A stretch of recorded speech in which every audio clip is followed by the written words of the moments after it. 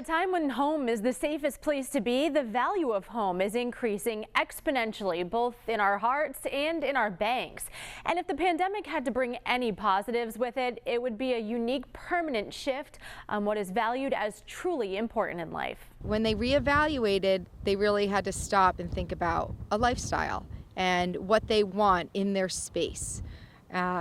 So we saw a lot of people start to call and start to come here. And decided we wanted to put down some roots here and buy a place. For some, it's been a time of professional growth. My goal my first year was to just sell one. I have already closed on 7 homes. Necessity, the mother of invention, creating subdivisions within the real estate industry for those who embrace it. The marketing starts with the photography because that's the first thing someone's going to see online. The big picture, real estate is booming in Rhode Island. October saw the highest home sales ever on record. And get this, in October alone, 1,252 homes were sold. Compare that to just 1,004 in October of 2019. Low inventory and pent-up demand are making for a perfect storm for sellers, but certainly setbacks for buyers, especially first-time buyers. There's definitely some folks out there that have the housing need to find a house, and it's almost impossible not to compromise on something. Rhode Island's median home sale price is at the highest it's been at $335,000, nearly 17% higher than October of 2019.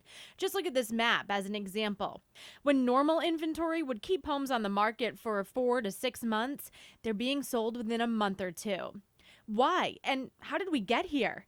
Well, let's rewind to the beginning of the year, pre-pandemic, and introduce you to the characters in our story. The buyers, Kate Herbert and her husband, Jim Carroll, 2 of the many New Yorkers representing a significant shift in the local real estate market this year. I worked in Midtown in Manhattan and took subway in every day, and we live in a brownstone in Brooklyn. Back in January, they had no plans to move to Aquidneck Island where Jim grew up. At the same time, Andrew Romano had just earned his real estate license, starting at Ann Whiting Real Estate in Padenham, South Dartmouth, Massachusetts. It's all hammering down on go out, meet people, go to events, go to social gatherings, pass out your business cards.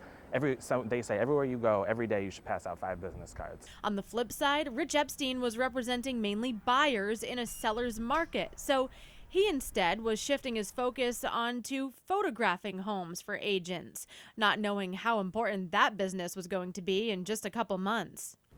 When COVID hit, well, that really slowed everything down, and on a number of different levels. The people that had to lose their jobs, unfortunately, a lot of them were the first-time buyers. Those were the entry workers. Nothing happens in real estate until first-time buyers buy, and then it's a domino effect going up. And with all those folks being laid off, that did slow down. People who wanted to sell their properties were also very hesitant because we didn't know how dangerous it was to have people walk through the house. So a lot of people said, I'm not going to sell my house. But there's always a segment of people that have to move. 2/3 of real estate isn't, hey, I think I want to buy a house. It's job relocation, it's couple splitting up, it's just a lot of different things, and those people will always have to move. Everything changed in March. And you're told that you can't go anywhere. So you really had to get creative with sending postcards, Facebook and Instagram marketing, building up your social media, really kind of staying on top. Our office has a email blast where we will send out and say like, hey, we're still working. The home buyer that was present in the beginning of the year is a very different home buyer today with very different criteria, because like I said, now even first-time home buyers are looking for options to buy larger homes, to bring family together and have co-living situations with family members. Everybody's had to reevaluate what's important to them. And when you really think about what's important to you, it's the people that you love and that you're close to. Kate Herbert could suddenly work from home. It didn't matter where she and Jim lived, so they chose more space and proximity to his family. They quarantined for 2 weeks in a rental property in March, then stayed with family in Portsmouth. Kate didn't venture back to Brooklyn for months. Maybe like June or July. So we did a big stretch of not going anywhere and just, basing ourselves here, just seeing our little pod of family and working from home. They're one example of the 205 sold homes purchased by New Yorkers during the pandemic as of October of 2020. And it's an even bigger surge when you look at how many New Yorkers bought homes for over $1 million in the Ocean State. In the second and third quarters of 2020, there were $16 million homes sold to New Yorkers, up from just 5 in the same time frame of 2019. Rhode Island saw a 56.7% year-over-year increase in October of out-of-state buyers moving to the Ocean State.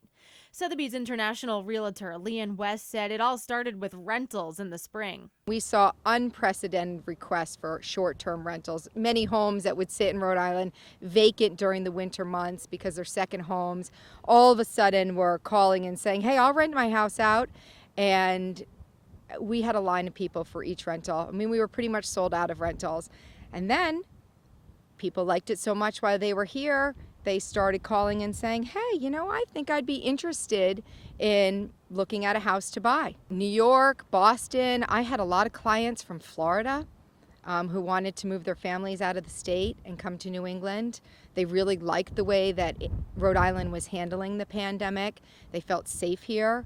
And again, we just have such beautiful space and so much to offer that it was a package for these buyers that really presented this lifestyle change that I think that they so desired. Preferences have shifted, and they're here to stay, according to Rhode Island Association of Realtors President Leanne DeTore. Amenities like in-ground pools were not as desirable, and now they are desirable because people are more open to the idea of entertaining outdoors. So the preferences and the shift of home buyers have completely changed since pre-pandemic, and people are coming to realtors with the preference of having that extra bedroom for an office, having the opportunity for a finished basement, and for the possibility of a fitness center or an at-home gym. Just as Kate Herbert, the ocean view was an added bonus, but she knew she needed a yard, area to walk the dogs, and There's a new term, Zoom rooms, because we're on Zoom all day. So everyone has to have a door that shuts so that you can be on your video conferences all day. So Jim's sister is here and she has a Zoom room and an office, and I do too.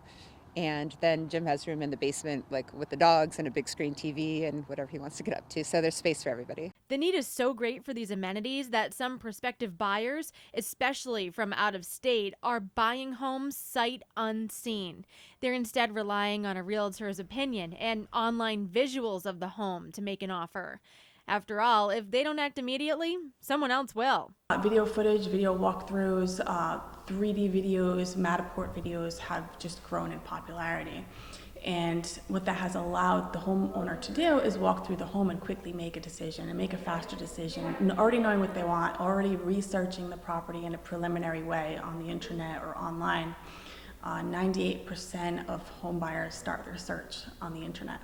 I have buyers in New Hampshire, New York, North Carolina, Florida, and we've really connected over social media, and this Matterport has been a great way to show them kind of their first view of the house without actually having to fly to Massachusetts in a time that you really can't. That's why Rich Epstein's business has boomed. For more than 2 decades, he's been a real estate agent. He's using that experience to help other agents and sellers market their listings. The photographs are the most important thing. Think of it like online dating, and because you're looking on your phone. Everyone's got the apps now, whether it's the local apps or the national apps. People are swiping, and if the pictures aren't good, it's swipe, swipe, swipe, swipe left, swipe left, swipe left, swipe left, and they're not going to call. The idea is the pictures are a commercial. They're to highlight the best parts of the house, the lighting, the angles, and to get someone to say, I want to call on that house. Buying a house is emotional. That's true, especially now when buyers are choosing properties based on their hearts, relocating closer to family or calming scenery. The value of home taking on an added meaning for so many during the pandemic. I'm Kate Walsh, 12 News.